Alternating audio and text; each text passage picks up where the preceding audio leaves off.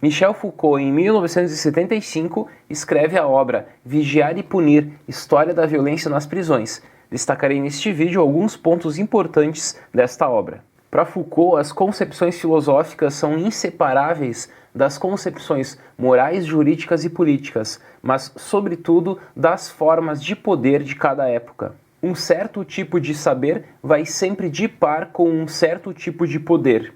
Na obra Vigiar e Punir, Foucault relata a história das prisões e mostra como este fenômeno é indissociável da divisão capitalista do trabalho e também da generalização dos mecanismos do poder disciplinar. O conceito disciplina para Foucault é central, e esse conceito significa um adestramento dos indivíduos para obter com ele um controle total. A partir do século XVIII, o fenômeno carcerário se generalizou e substituiu o sistema de suplício, que era essa tortura em praça pública feita anterior ao século XVIII, como forma de punição. A pergunta que fica é a seguinte: será que essa passagem desse tipo de pena atroz, dessa tortura em praça pública para as prisões, é uma espécie de humanização do sistema penal ou da forma de punição? É nos tornar mais sensíveis ao substituir o suplício pela prisão? Ou podemos ainda questionar se a prisão não é uma forma que busca a ostentação, mas apenas a eficácia?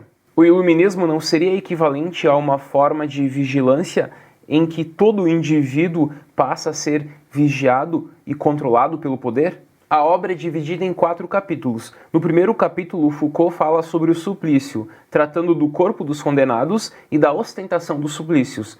No segundo capítulo, ele fala sobre a punição, e aí ele fala sobre a punição generalizada e a mitigação das penas. No terceiro capítulo, ou a terceira parte, ele fala sobre a disciplina, e ao falar sobre a disciplina, ele aborda os corpos dóceis, os recursos para o bom adestramento e o panóptico.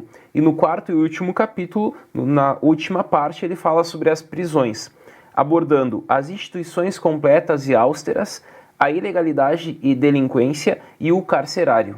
Diante desses temas, destacarei agora algumas teses centrais da obra. O primeiro ponto que quero destacar é uma pergunta: devemos punir o criminoso? O suplício pune o criminoso, fazendo ele sofrer, vingando assim o soberano e a sociedade. O soberano porque a época do suplício abordada por Foucault se dá na Idade Moderna, se dá na época do absolutismo monárquico. Então, por meio do suplício, o rei ele mostrava o seu poder para todos. Na pena carcerária, nas prisões, se tenta não tanto sancionar um crime, mas adestrar o indivíduo.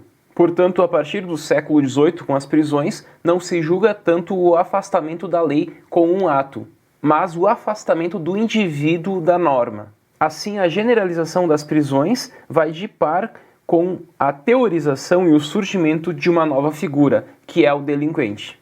E essa teorização se dá a partir de um grupo de peritos, como os psicólogos, os criminalistas e os médicos. Como segundo ponto da obra, destaco a ostentação do soberano e a onipresença da vigilância. O suplício, que é essa morte em praça pública, servia para mostrar o poder do soberano e a dissimetria das forças dele com os súditos. Mas esse poder era irregular, excessivo e arbitrário. Ele era ruidoso, sim, mas ele era arriscado. Com a prisão, que veio para substituir o suplício, não se procura mais ser clemente, mas ser eficaz. A prisão é uma forma de justiça aperfeiçoada, mais durável, mais perene, mais eterna, mais constante que o suplício. A prisão é um aparelho eficaz de poder, mas também de saber. De poder porque os corpos dos delinquentes são adestrados para a docilidade. E de saber porque na prisão se observa, se estuda, se examina, a fim de poder individualizar a pena em função do comportamento de cada sujeito. Portanto, a prisão teria como objetivo também não apenas a sanção, mas a correção dos indivíduos. A terceira tese que destaco é a seguinte: o poder disciplinar é uma forma eficaz de dominação. O poder arquitetural da prisão ilustra uma nova forma de dominação, e esse poder arquitetural se dá por meio do panóptico.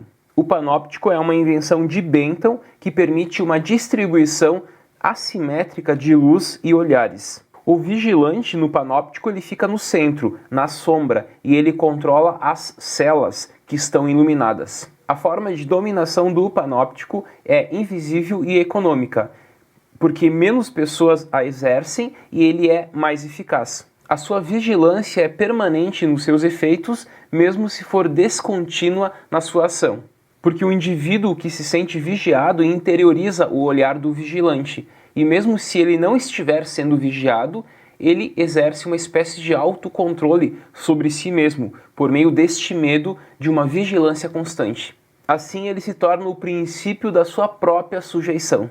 O poder disciplinar organiza o tempo e o espaço, e adestra o corpo, e a relação do corpo com os demais corpos. E esse poder disciplinar se torna, portanto, um mecanismo de uma vasta máquina. Tem-se assim um poder compatível com qualquer sistema político. A quarta tese que destaco é que o saber e o poder se reforçam mutuamente. O poder não é atributo de um indivíduo ou de uma instituição, porque o poder não se detém, ele se exerce. Ele se perpetua em mecanismos múltiplos e circula numa diversidade de lugares. Exemplos de lugares: prisões, hospitais e escolas. O saber e o poder, portanto, se reforçam mutuamente. Assim, o poder disciplinar sobre os corpos vai de par com o controle e o exame dos peritos. E ele está ligado com o aparecimento de ciências novas, como a criminologia e a psiquiatria. Vimos, portanto, esses 4 pontos da obra. Claro que poderíamos ter destacado outros pontos, porque a obra é riquíssima em análises feitas em relação ao tema das prisões, do suplício e do panóptico e da sociedade disciplinar. De modo geral, a obra inicia analisando a forma de suplício, que é essa forma de punição exercida na Idade Moderna, que se desenvolveu até o final do século XVII e início do século XVIII. E neste ponto, Foucault narra aspectos históricos, principalmente na França, em que o suplício foi aplicado. Após, Foucault mostra o surgimento das prisões como uma forma de humanização do suplício. E nas prisões, Foucault identifica a disciplina como uma forma de moldar os corpos e o comportamento dos indivíduos. E essa forma de adestramento não se dá apenas nas prisões, mas se dá em diversas instituições, como nos seminários, nas escolas, nos quartéis, etc. E Foucault conclui mostrando que este modelo das prisões, que tinha como objetivo diminuir a criminalidade, acaba, como consequência, apenas aumentando ela. A obra Vigiar e Punir é central para quem quiser entender o direito penal, as prisões, as relações de poder e principalmente a questão disciplinar. Até mais.